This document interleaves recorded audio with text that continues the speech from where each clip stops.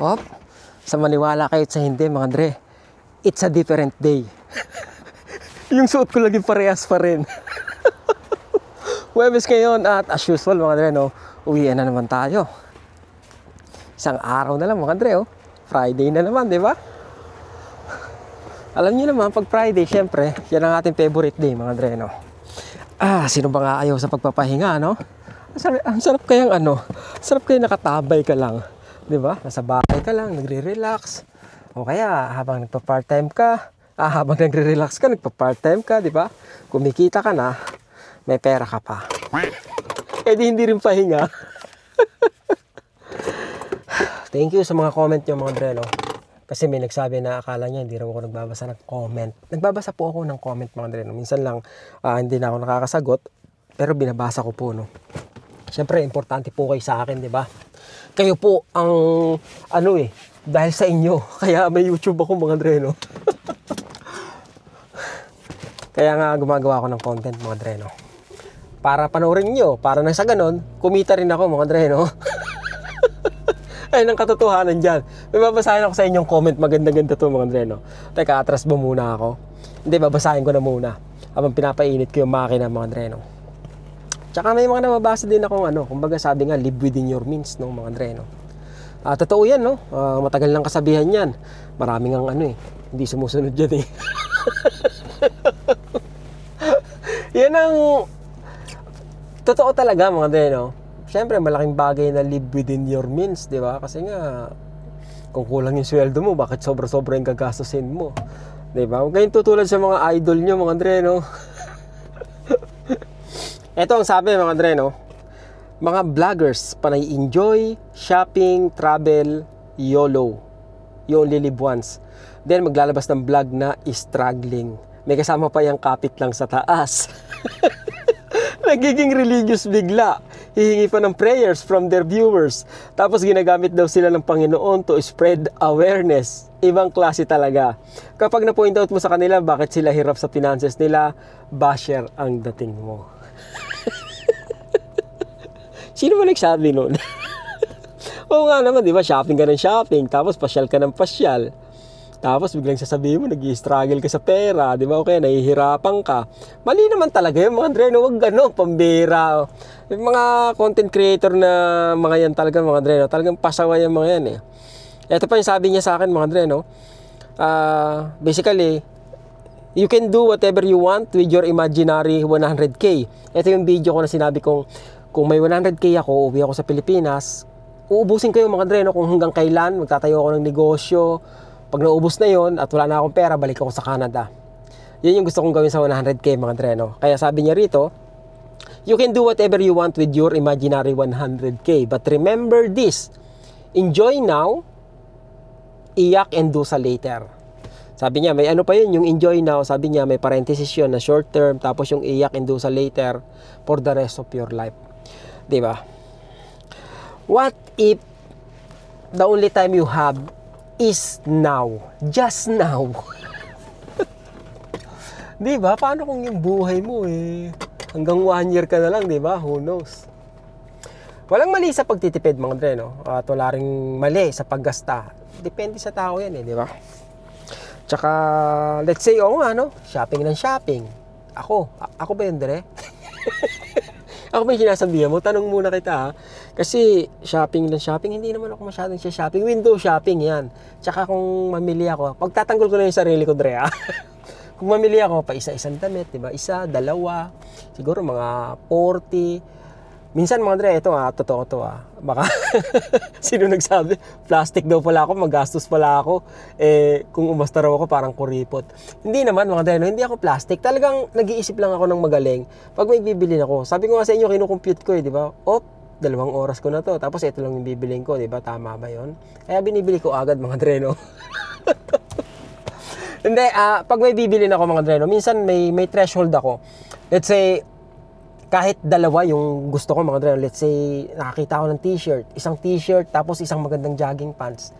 Sabi ko, isa lang bibiling ko. Di ba, mamimili ako. Ano yung logical na dapat bilhin? Syempre winter ngayon, di unahin ko yung jogging pants mga Dre, no? Kahit marami na ako. Hindi, joke lang, joke. Siyempre, unahin ko yung jogging pants, mga Dre, no?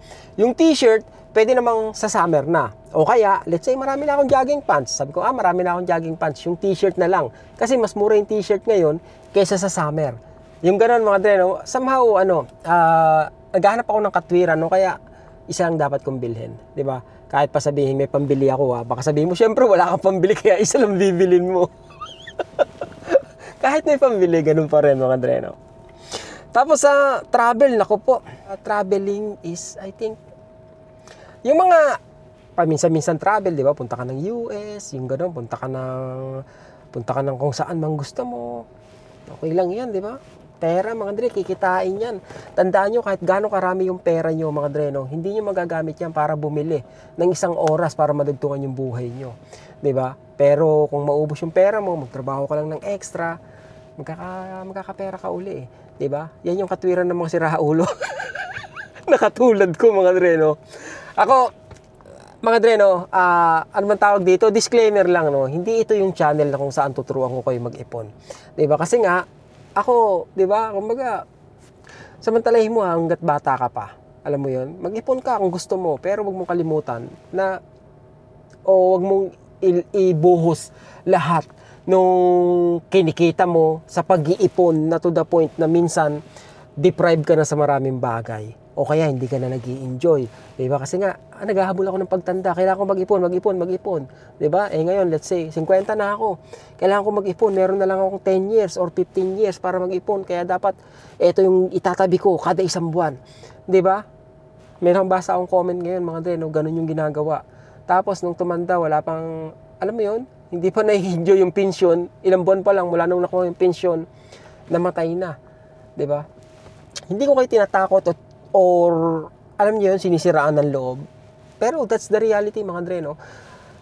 Napakadelikado ng ginagawa ng ibang tao na inuubos yung panahon, yung lakas, yung oras nila sa pag-iipon, sa pagbabakasakali, diba? Na merong silang sapat na panahon pag tumanda sila para gawin yung mga bagay na ipinagpaliban nila. 'Di ba? Laging mga din, sabi nga nila, okay, matanda ka na, may pera ka, 'di ba? Pero yung oras mo kakapiraso na. O kaya matanda ka, may pera ka, tapos yung health mo hindi na maganda, 'di ba? Pag bata ka pa, malakas ka pa, tapos may health ka, maganda yung kalusugan mo, pero wala kang pera. Laging ganun, mga din, bibihira yung taong pinagkalooban ng lahat ng bagay eh. Diba? Yung iba, siguro, katulad ko, mga Dre, no? Alam niyo yun, gawan niyo ng paraan kung saan magpipit sa buhay niyo, yung lifestyle niyo, diba? Sa paraan na mag-i-enjoy kayo. Parang ganun yung ginagawa ko, mga Dre, no? Okay, nagtatrabaho ko ngayon, pero, alam mo yun, may plano ko na gawin para naman sa susunod na araw, yun, ma-enjoy ko, mga Dre, no? Yung lakas ko. Hindi lang yung pera, mga Dre, no? Pambihira. It's not about,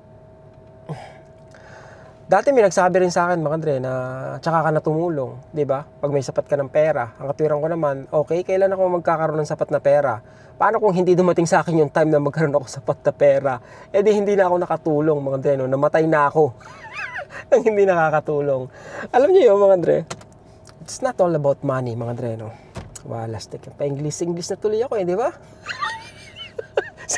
Naging Canadian citizen ka lang, pa-English ka na. Hindi, ang totoo, mga Dre, no? Hindi dahil Canadian citizen ako, pero kailangan kong matuto. At saka, totoo naman, di ba?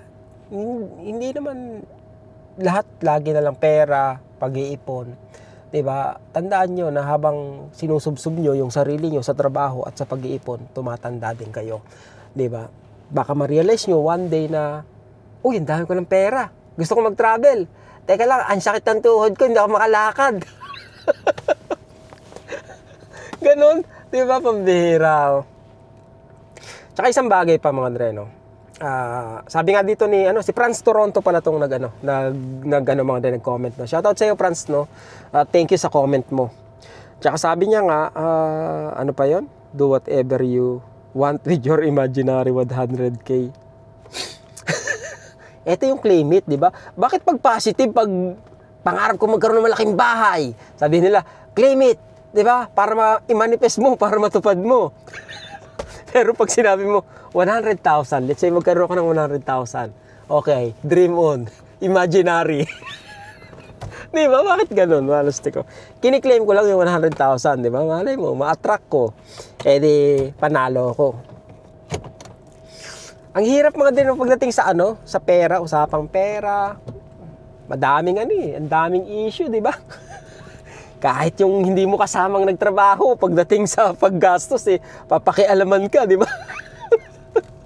Bakit ganun? Nung nagtatrabaho ako para kitain yung pera, wala naman tumutulong sa akin. Ngayon gagastusin ko na yan, dami nang may alam tungkol sa paggastos ko. Hindi, okay lang naman yung mga ganun. Yung iba mga din, kumbaga, nagsasabi sila ng opinion nila. Yung iba naman kasi, kung magsalita, akala mo talaga mga dreno na kasama mo silang naghirap para kitain yung pera mo, 'di ba? Puro ka gastos, kaya ka kaya ka isang kaahig, isang tuka eh. Yung mga ganoon, 'di ba? Kaya kahayod kalabaw ka eh. Puro ka kasi kain sa labas eh. Yung ganoon. Akala mo nanghingi ka sa kanila, 'di ba? Sabi ko nga palagi mga pera nila yan eh. Kung sa parang paraan nila gustong gastusin, hindi gastusin nila. 'Di ba? May mga taong nanghihingi ng advice tungkol sa finances nila. Di ba? Pero ako, ina-assume ko mga dreno, dahil adult na yung tao, alam mo na yung ginagawa mo. Di ba? Alam mo na yung paggastos mo. Galing ka sa hirap eh. Alam mo kung paano maging mahirap. Bakit ba hindi ka natututo? Di ba? Hindi ka nag-iipon, gastos ka ng gastos. Oo nga, no? Bigla ako napaisip di ba?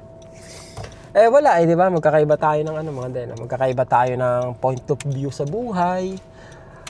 Dalawa lang naman yung pwedeng bagsakan mga dreno, yung taong isang lumaki sa hirap, sabihin natin nagkapera siya, di ba? Alin sa dalawa? Maging maluho siya at subukan niyang maranasan yung mga bagay na hindi niya naranasan nung wala pa siyang pera, o maging sobrang matipid siya kasi takot na siya uli na maranasan yung hirap na nadaanan niya. Dalawa lang palagi mga dreno. At alam niyo yun, hindi mo masisisi sa parehas na pagkakataon yung dalawang tao na yun na magkaiba yung iniisip nila, 'di ba? May punto naman yung isa na gusto kong matikman yung mga hindi ko nakakain dati. Gusto kong mapuntahan yung mga lugar na pinapangarap ko, 'di ba? Yung isa naman, gusto kong mag-save kasi nga ayokong sumala sa pagkain na katulad nung dati, 'di ba? Umaga pa lang naghahanap na kami ng uutangan para may pang-almusal. Yung ganoon mga dreno. Naranasan ko yan mga dreno. Ang tagal namin sa ganyang sitwasyon, no? Umaga, maghahanap ka kung saan ka mangungutang ng almusal, mga dreno. Tanghali, isipin mo na kung anong kakainin nyo, kung paano kayo kakain, mga dreno. Pagdating ng gabi, walas teko.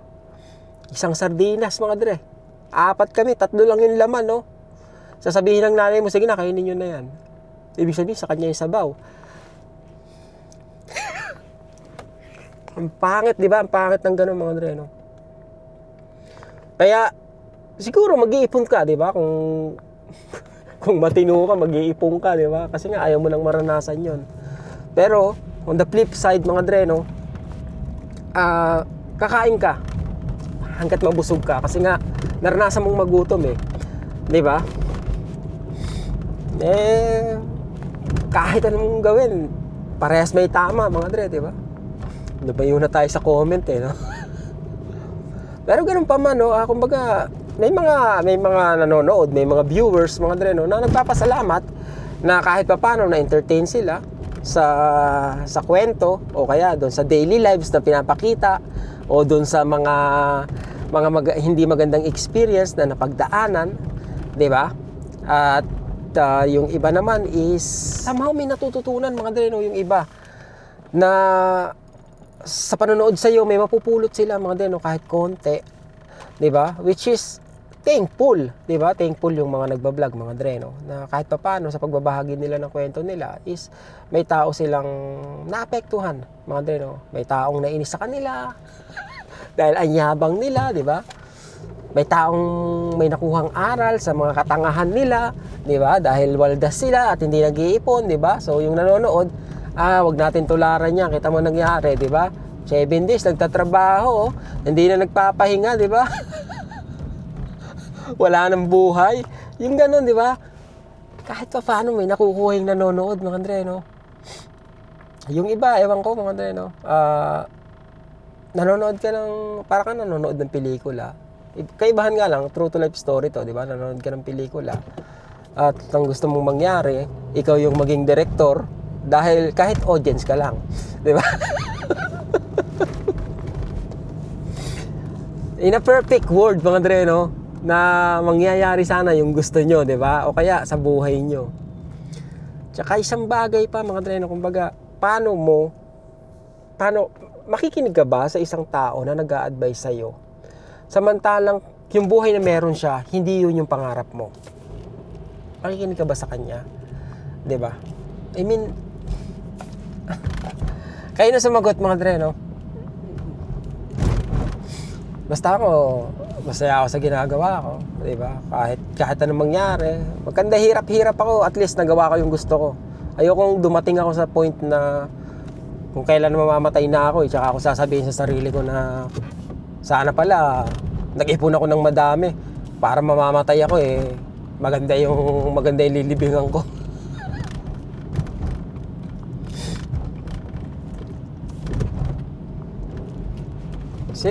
Sinong hindi gugusto sa pagyaman mo, no? Lahat naman tayo gusto natin yun Kaya lang minsan yung iba talaga, 'di ba? May ugali na pumipigil sa kanila para gumaang sila pagdating sa finances, 'di ba? Wala, kanya-kanya talaga tayong kanya-kanya tayong diskarte, 'di ba? Sabi nga nila, mga Dre, no, ano bang tawag diyan, yung have the courage to accept the things that you cannot change, 'di ba? Especially sa mga taong nakapaligid sa atin, sa mundo, sa buhay. Last day ko, Webes pa lang kung ano na pinagsasasabi.